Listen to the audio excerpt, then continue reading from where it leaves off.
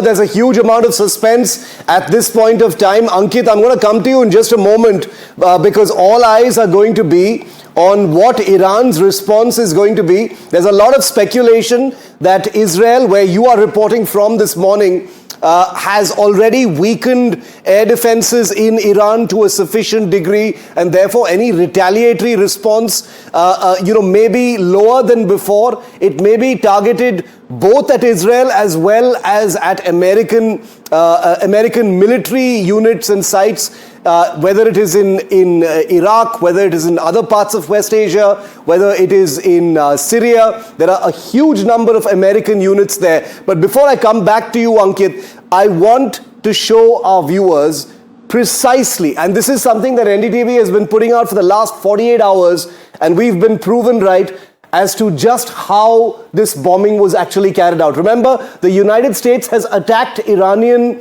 entities in the past, but this is historic because what has happened today is the first ever American airstrike on Iran, ever. There has never been an airstrike of this kind, and they were conducted by B-2 Spirit stealth bombers. These are the Rolls-Royce of stealth aircraft as far as the United States strategic forces are concerned, and these aircraft are virtually invisible to radar. Now, there were two fleets of B-2s, one that came westward across the Pacific, the other that apparently came secretly from the east, and it is understood that it was the latter that conducted these strikes. The B-2 stealth bombers, they cost nearly $2 billion a piece. There are only 19 in existence. They have very, very reduced radar signatures, which would anyway not be compromised because the Iran air defenses have been sufficiently weakened already.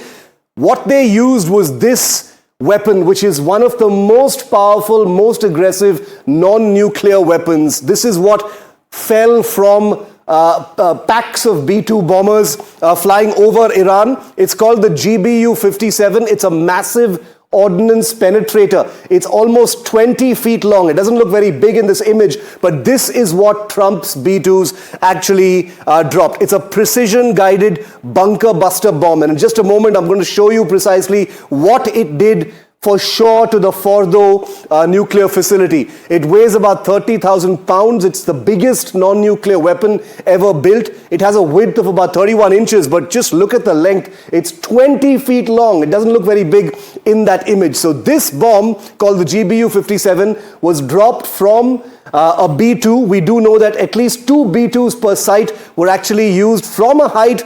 These bombs are dropped. They drop under gravity at extreme velocity using different kinds of navigation and targeting. They are made from performance steel alloys, which are extremely strong, and you'll know why in a moment that they need to be constructed with such strength, because they have to penetrate up to 60 to 70 meters into the earth, and this is what happened very likely at the Fordo facility. 200 feet, that's 61 meters, the Fordo nuclear site, which contains not just a crust of earth, but huge number, like a large width of reinforced concrete. And it is under all that, about 200 feet of concrete, that you have the Fordo nuclear facility, where you've got the site entities, the computers, the nuclear enrichment site, etc. What this basically does, this bomb basically does, is penetrate all the way down to 200 feet, and only then does it detonate. 30,000 pounds worth of warhead on it. It is very, very accurate because it is GPS and inertial navigation system guided, and therefore, as Trump just announced, these bombs dropped from B-2s, even though he didn't take the names of the specific weaponry used, carrying 2,267 kilograms. Just picture that for a moment. 2.2 tons of explosive material.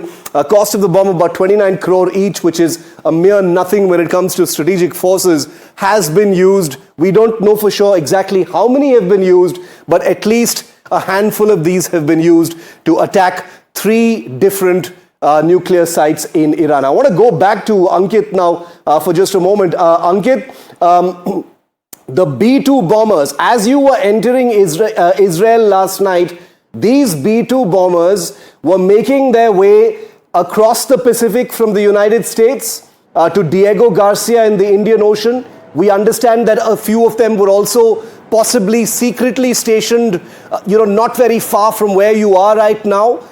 They may have been there for months or even years possibly in the planning. These are extremely difficult operations, even though these are stealth bombers. So I'm actually picturing the possibility that you were getting into Israel just at the time that these B-2s were hovering over Iran.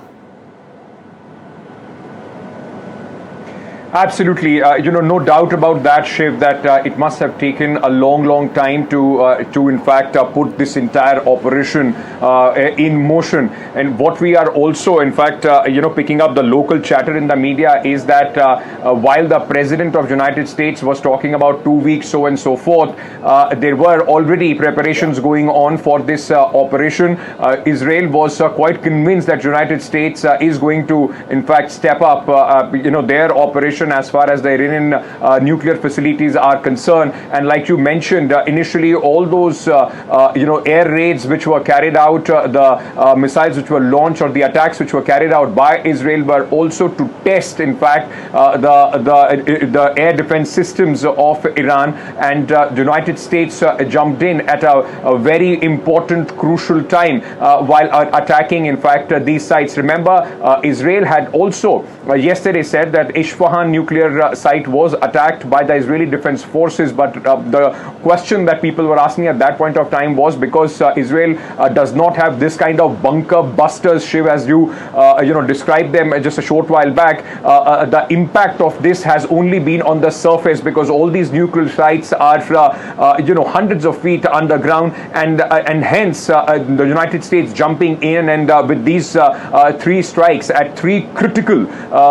nuclear bases as far as Iran is concerned, sites that Iran calls are being used for civilian energy purposes, only escalates matters from here. Yesterday as well, we had seen Israel announcing that the commander of the Quds forces in Iran has been in fact killed, and now with all these strikes as well, there is anticipation that Iran is going to retaliate, but a heightened sense of preparedness as we speak in Israel. Okay, Ankit, I'm going to come back to you in just a moment. I want to play out for our viewers in just a second what Benjamin Netanyahu, the Prime Minister of Israel, where Ankit is reporting from, has just said. Listen to his words very carefully, and I want to quickly draw our attention also to these pictures from the Situation Room. Well, pretty much the war room in the United States, where Trump and his senior military brass and advisors were basically watching the execution of what is a historic and unprecedented airstrike by the United States on Iran.